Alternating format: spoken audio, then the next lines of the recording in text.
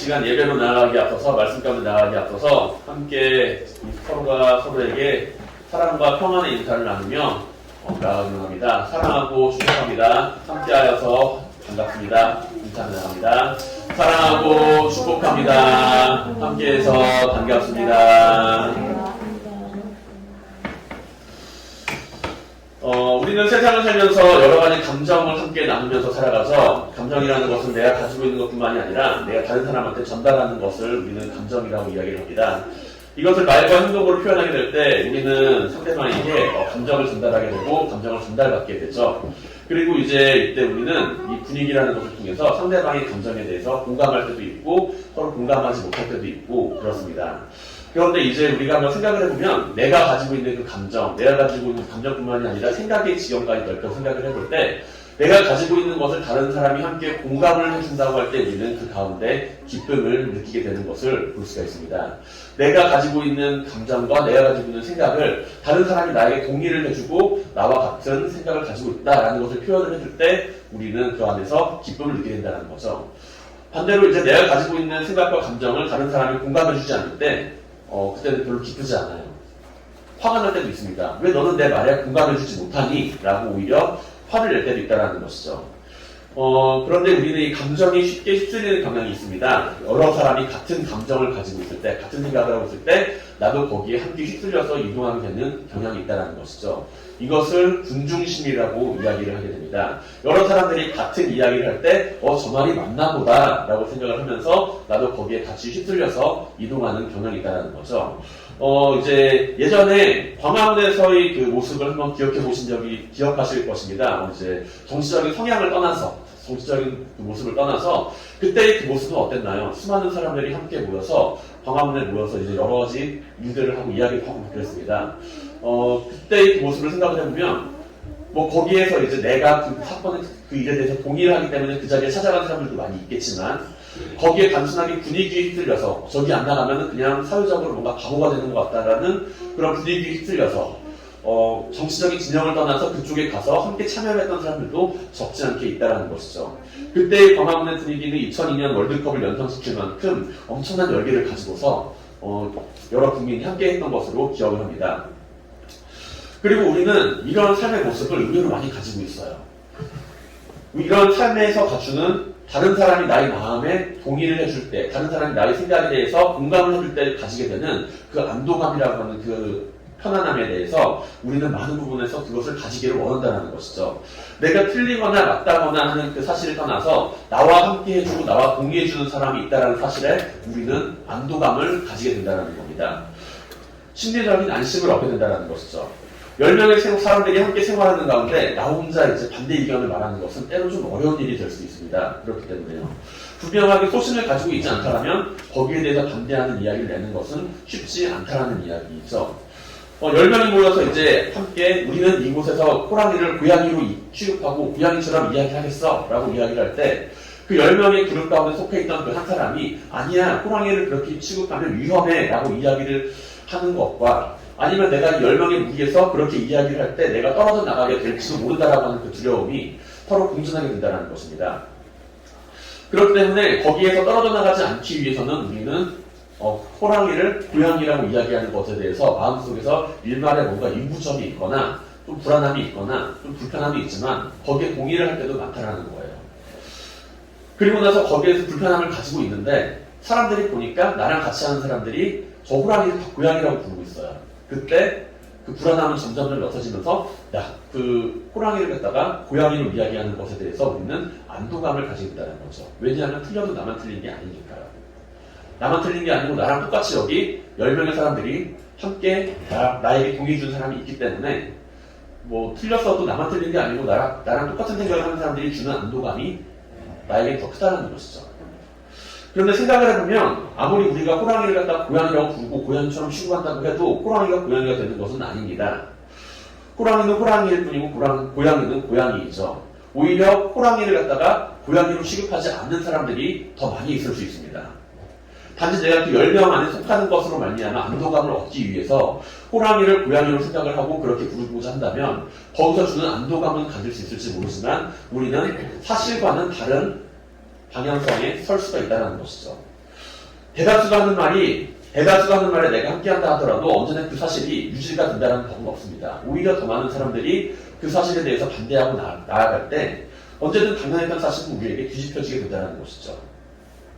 그리고 우리가 가지고 있는 믿음의 모습도, 믿음 생활의 모습도 이와 비슷한 성향을 가질 때가 종종 있습니다. 함께 믿음을 가지고 생활하는 사람들, 나의 주변에 많이 있어요.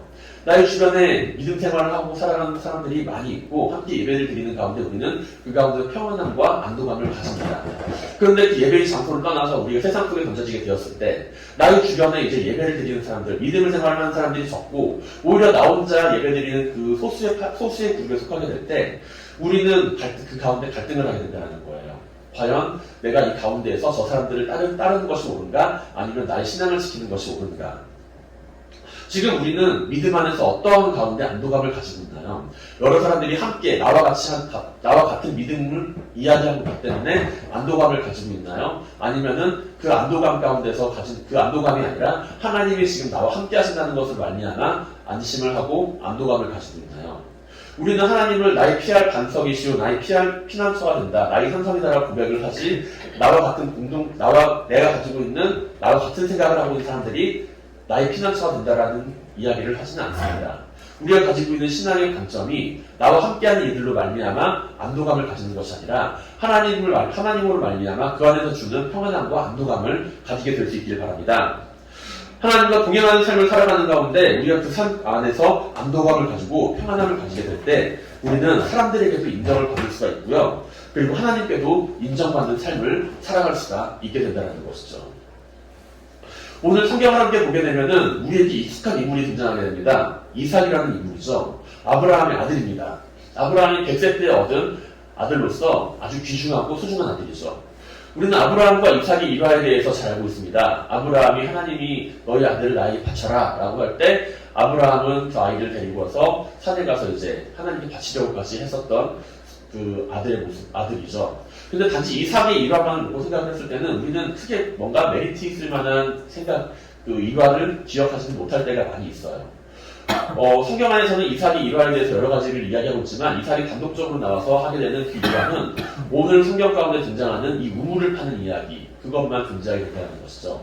다른 이야기들은 다 야곱과 함께 되는 이야기, 아니면 이삭과 함께 되는 이야기, 아니면 이삭의 아들들, 에서와 야곱에 대한 이야기나 아니면 아브라함과 함께 되는 이야기, 그런 이야기로 비중이 다뤄지고 있고 이삭에 관련된 이야기는 이 한 부분에만 등장하게 되는 경향이 있다는 겁니다.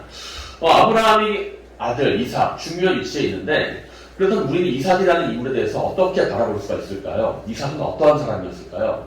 이삭은 하나님께 놀라운 축복을 받은 사람이었습니다. 어떻게 보면 아브라함보다 더 큰 놀라운 축복을 받은 사람은 이삭이 아니었을까라는 생각도 하게 됩니다. 이삭이 하나님과 사람들에게 인정받는 삶을 살아왔다는 것이죠. 그리고 그 이유는 이삭이 하나님의 사람으로서 사람들과 싸우거나 다투기보다 그와 함께 화평을 이루며 화목을 이루어가는 삶을 선택하였기 때문이라고 성경은 그 안에서 기록을 하고 있습니다. 이삭은 하나님께 축복을 받은 큰 부자였죠. 엄청나게 큰 축복을 받은 부자였습니다. 하나님은 이삭에게 아브라함과 같은 말씀으로 축복을 하시죠. 창세기 26장 2절에서부터 4절까지의 말씀에 보면 아브라함에게 하셨던 말씀과 동일한 말씀으로 이삭을 향하여 축복하고 있는 모습을 볼 수가 있습니다. 여호와께서 이삭에게 나타나 이르시되 애국으로 내려가지 말고 내가 내게 지시하는 땅에 거주하라. 이 땅에 거주하면 내가 너와 함께 있어 내게 복을 주고 내가 이 모든 땅을 너와 내 자손에게 주리라. 내가 내 아버지 아브라함에게 맹세한 것을 이루어 내 자손을 하늘의 별과 같이 번성하게 하여 이 모든 땅을 내 자손에게 주리니 내 자손으로 말미암아 천하 만민이 복을 받으리라. 아멘. 그리고 하나님의 말씀에 순종함을 따른 이삭에게 하나님은 그 말씀대로 큰 축복을 허락하시고 말씀대로 살아가는 삶을 인도하십니다.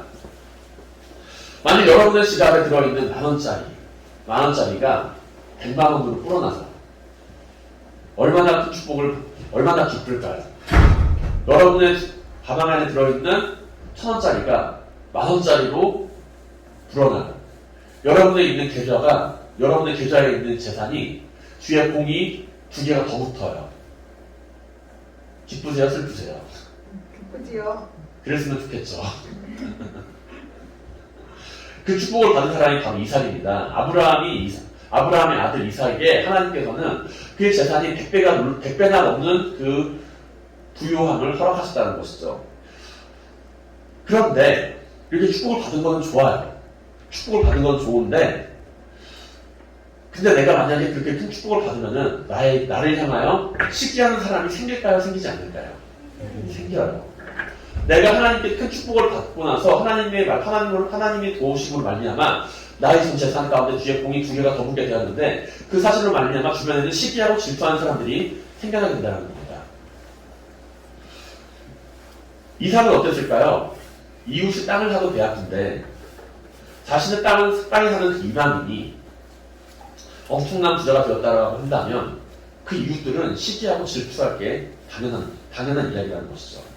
질투하고 오히려 그 이삭이 가지고 있는 그 축복을 두려워할 사람들도 존재했다는 겁니다.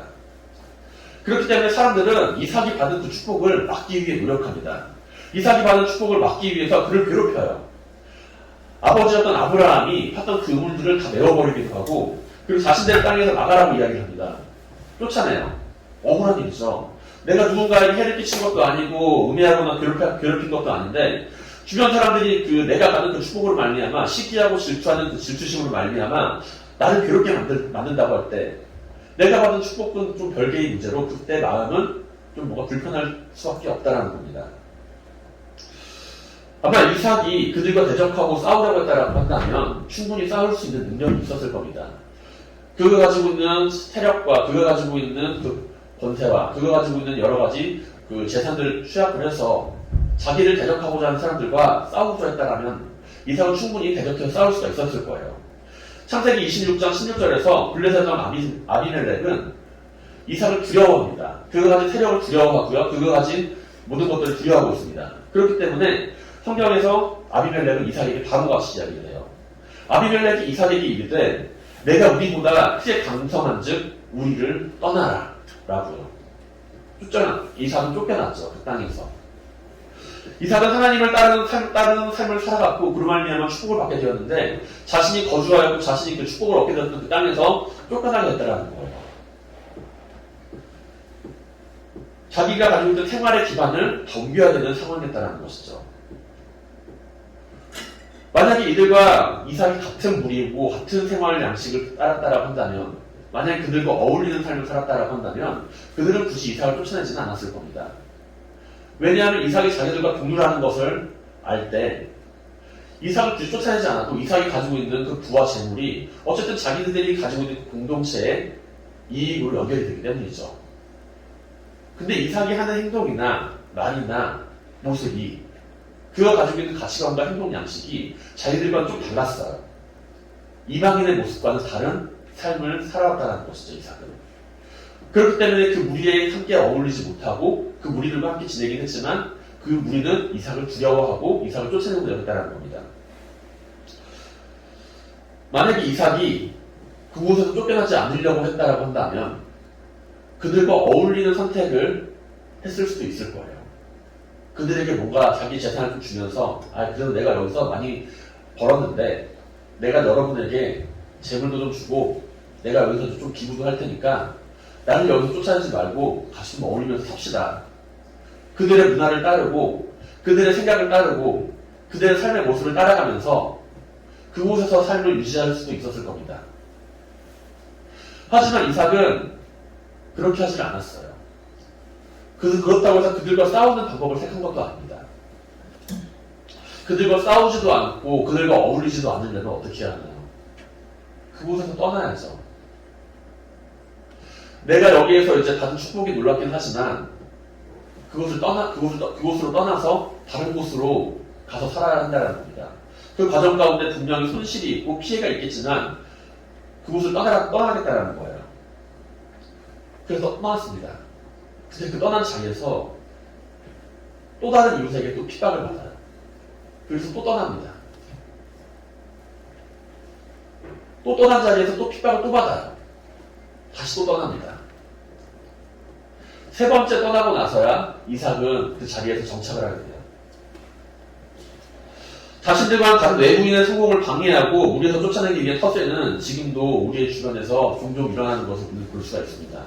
하나님께서 자신과 함께 있던 이들에게 쫓겨나게 되었을 때 이삭의 마음은 착잡했을 겁니다. 하나님께서 베풀어 주신 은혜와 축복으로서 큰 부자가 됐지만 그와 함께 있던 이웃들이 시기하고 질투하며 자신들의 무기에서 배척하는 모습은 기쁘지만 않을 사실이라는 것이죠. 이삭은 이러한 상황 가운데서 하나님을 떠난 이방의 삶을 선택을 하거나 그들과 대적하는 것을 선택을 하는 것이 아니라 하나님께서 주신 그 축복으로 말미암아 그 축복을 움켜쥐고 그 축복을 잃지 않기 위해 노력을 하기보다 그들과 화목을 이루면서 하나님의 말씀을 지키는 삶을 선택을 한다는 것이죠. 하나님을 의지하며 인내하는 것을 선택합니다. 세상을 살다 보면 하나님의 축복을 받은 사람을 시기하는 세력은 많이 있습니다. 이러한 상황에서 우리가 행해야 하는 것은 하나님 앞에서 다툼이 아닌 그 가운데서 화목을 이루어가는 모습이라는 것이죠. 이것은 세상적으로 볼 때 손해를 보는 일처럼 보입니다. 결코 삶에 안정을 주지 못하지 이리저리 휘둘리는 것처럼만 보일 수가 있습니다. 유유무난한 삶을 살아가는 것처럼 생각이 되죠. 그러나 우리의 삶에서의 손해는 패배가 아닙니다. 우리의 삶에서 이익은 또한 승리가 아니고요. 참된 승리는 하나님께서 허락하시는 것이며 우리는 하나님께서 이루시는 용서와 사랑을 가지고 살아갈 때 놀라운 역사와 놀라운 능력을 우리는 삶 주변에서 보일 수가 있다는 것입니다. 우리는 사랑의 원자탄이라고 이야기되는 손양원 목사님의 일화를 알고 있습니다. 여순반란 사건 당시에 사랑하는 자신의 두 아들을 죽인 안재선이라는 학생을 법의 심판 앞에서 구해내는 그 모습을 우리는 기억을 하고 있죠. 법의 심판을 받아 총살당해서 죽게 될 그 안재선이라는 그 청년을 손양원 목사님은 계엄사령관을 찾아와서 다음과 같이 이야기합니다. 나의 죽은 아들들은 결코 자기들 때문에 죽은 친구가 죽는 것을 원치 않습니다. 그 애들은 친구의 죄 때문에 이미 죽었습니다. 만약 이 학생을 죽인다면 그것은 동신 형제의 죽음을 값이 없이 만드는 것입니다. 그렇게 이야기를 하면서 그 학생의 석방을 간청합니다. 그 간청은 받아들여져서 그 학생은 해방이 되게 되고 그리고 손양원 목사님은 그 아들을 자신의 양자로 삼게 되죠. 그리고 손재선이라는 이름으로 자신의 양자로 불러들이게 됩니다. 그리고 고려 성경고등학교에 수학하도록 하여서 나중에는 전도사님으로 키우게 되죠. 사랑하는 성도 여러분, 하나님께 허락하신 축복 안에서 우리는 화목을 이루면서 살아가야 합니다. 화목을 이루면서 살아가는 삶을 살아가시기 바랍니다. 주님께서는 마태복음 5장 산상수훈에서 다음과 같이 말씀하십니다. 온유한 자는 복이 있나니 그들은 땅을 기업으로 받을 것이다. 화평하게 하는 자는 복이 있나니 그들이 하나님의 아들이라 일컬음을 받을 것이다. 이삭은 하나님의 말씀을 따르는 삶으로 큰 축복을 받았습니다. 그러나 그 축복을 움켜쥐려 하거나 그 축복을 받고 나서 이웃과 싸우거나 다투는 것이 아니라 화목을 지니고 살아가는 삶을 선택하며 살아갔다는 것이죠. 이삭은 하나님이 원하시는 것이 다툼을 불러일으키는 것이 아니라 하나님 안에서의 화목을 이루는 것임을 알았기 때문입니다. 그렇게 하나님께서 주신 놀라운 능력과 축복을 통하여서 이웃과 대적하고 싸우려고 하기보다 그들과 먼저 화목하게 이루어가는 삶이 무엇인지를 생각하고 그 선택에 따라 삶을 살아가죠. 그리고 하나님이 이삭의 선택을 헛되이 하지 않으시며 이삭을 핍박하였던 이들로 하여금 이삭을 인정하게 만드십니다. 그들로 하여금 하나님이 어떠한 분이신지를 고백을 하게 만듭니다. 창세기 26장 28절에서부터 29절 사이의 말씀을 통해 우리는 이삭을 핍박했던 사람들이 어떻게 이삭에게 찾아왔는지를 알게 돼요. 그들이 이르되 여호와께서 너와 함께 계심을 우리가 분명히 보았으므로 우리의 사이 곧 우리가 너 사이에 맹세하여 너와 기약을 맺으리라. 말하여주라 너는 우리를 해하지 말라. 이는 우리가 너를 범하지 아니하고 선한 일만 너에게 행하여 내가 평안히 가게 하였으니라. 이제 너는 여호와께 복을 받은 자니라. 그 이웃들은 이삭을 쫓아냈던 이웃들은 이제 도리어 이삭에게 찾아와 너는 하나님께 축복을 받은 사람이니 우리를 선대하라고 이야기합니다. 통쾌하죠. 통쾌하고 하나님께서 그 사실로 말미암아 모든 것을 이루셨을 거라고 생각을 합니다. 이삭은 자신을 찾아온 그 무리들을 향하여 어떠한 말로 그들에게 복수를 하거나 그들을 향하여 이야기를 하기보다 그들을 위하여 큰 잔치를 베풉니다. 자신의 것을 손해보는 이삭의 선택은 세상적으로 볼 때 매우 어리석은 선택처럼 보일 때가 있습니다. 자신의 아버지가 판 우물을 메운 것도 모자라 자신이 거주하는 곳에서 쫓겨나야만 했던 상황에서 그 부당한 처사에 대해서 순응하는 것은 미련한 일처럼 보입니다. 그러나 이삭은 이러한 억울한 처사를 당하고도 그의 삶을 분노에 맡기거나 근심과 걱정으로 살아가는 것이 아니라 자신이 가는 곳마다 새로운 우물을 파는 모습을 보여줍니다. 이삭은 가는 곳마다 우물을 팠습니다. 아버지가 팠던 우물을 다시 파기도 했고 새로운 우물을 팔 때도 있었습니다. 그런데 우물을 팔 때마다 순탄한 상황은 아니었죠. 이삭이 우물을 파니 주변의 이웃들이 찾아와 그 우물을 빼앗았기 때문입니다. 이삭은 자신이 판 우물들에 대하여 이름을 붙이기를 에색과 신나라고 이름을 붙입니다. 둘 다 다툼이라는 뜻을 가지고 있습니다. 억울하고 힘든 상황을 나타내고 있는 이삭이 가지고 있는 삶의 심정이었죠. 우리는 세상을 살면서 부정적인 상황에 대하여 놓일 때가 많이 있습니다. 내가 아닌데, 나 때문이 아닌데 왜 이런 일을 내가 경험을 해야 돼? 주변 상황이 여의치 않거나 내 잘못이 아닌 타인의 잘못으로 말미암아 억울함에 놓인 상황에 놓일 때도 있습니다. 그리고 이때 우리는 주변의 부정적인 소리와 환경에 의해서 자신이 점점 짓눌러져 가는 것을 느낄 때도 있습니다. 그렇다면 이삭은 어떻게 이러한 일들을 감당할 수가 있었을까요? 그렇게 부정적인 상황이 계속해서 발생하고 힘든 상황이 이어졌지만 같은 일을 반복함에도 불구하고 그다지 희망이 보이지 않는 주변 사람들의 반응이 나타났지만 어째서 그렇게 계속해서 일을 할 수가 있었을까요? 이삭은 자신이 받은 축복을 의지하는 것이 아니라 하나님을 의지했던 인물이기 때문입니다. 이삭은 하나님을 가까이 하는 삶 가운데 하나님이 원하시는 일이 무엇인지를 생각했던 인물이기 때문입니다. 그래서 그 가운데 이삭은 계속해서 이웃과 화목하는 일을 선택을 하였고 이삭은 하나님께서 주시는 그 축복을 말미암아 그들과 싸우는 것이 아니라 그들을 향하여 선을 행하는 모습을 우리는 볼 수가 있죠. 우리의 삶이 이웃과 더불어 화목을 이루어가게 되길 바랍니다. 우리의 삶이 이웃과 더불어 함께 화평을 이루어가는 삶을 살아가게 되길 원합니다. 그런데 우리는 이웃에게 인정도 받게 되고 하나님께도 인정받는 삶을 살아가게 될 줄로 믿습니다. 언제나 하나님과 이웃에게 인정받고 사랑받는 성도님들이 되시기를 주님의 이름으로 간절히 축원드립니다. 이삭이 판 그 우물에 대하여 우리는 여러 가지 영적인 의미를 또 한 번 찾아볼 수가 있습니다. 우물은 성경 안에서 다양한 상징으로 사용이 되는데요. 물이 부족한 지역에서 우물을 판다는 것은 특별한 의미를 지니고 있습니다. 우물을 파고 그 우물에서 물이 솟아날 때 그 우물을 통하여서 영생을 뜻하기도 하고 그리고 구원과 생명을 상징하기도 합니다. 주님께서는 이제 우물가에서 사마리아 여인을 만나면서 그 안에서 생수의 강물에 대해서 이야기를 하시면서 복음과 생명에 대하여 이야기를 하시죠. 그리고 물이 부족한 지역에서 물이라고 하는 것은 매우 큰 재산을 상징하기도 합니다. 그렇기 때문에 이삭은 계속해서 우물을 팠고요. 이삭이 그 파는 우물을 통하여서 사람들은 그곳 함께 모이면서 그 우물을 빼앗기 위해서도 노력을 했지만 이삭은 굴하지 않고 계속해서 우물을 팝니다. 이삭은 자신이 가는 곳마다 생명이 일어나는 사역을 계속해서 감당할 수 있기를 원했다는 것이죠. 자신이 가진 것을 통하여서 계속해서 우물을 파고 자신이 가진 것을 통해서 생명이 살아나는 그 일을 감당하고자 했다는 것입니다.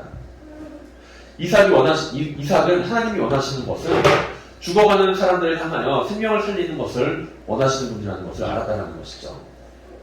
이삭은 자신에게 맡겨진 일을 성실하게 행하였고 주변의 부정적인 소리와 방해에도 불구하고 그 일을 감당하였습니다.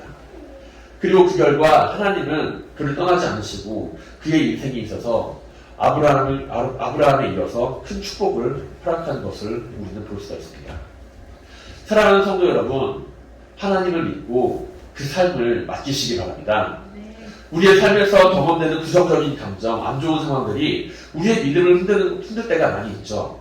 그러나 이때 우리가 하나님을 가까이 하며 하나님의 일을 바라보며 살아가고 있다고 한다면 우리는 다시금 일어설 수가 있습니다. 하나님께서 이루시는 놀라운 일을 함께 경험할 수가 있습니다.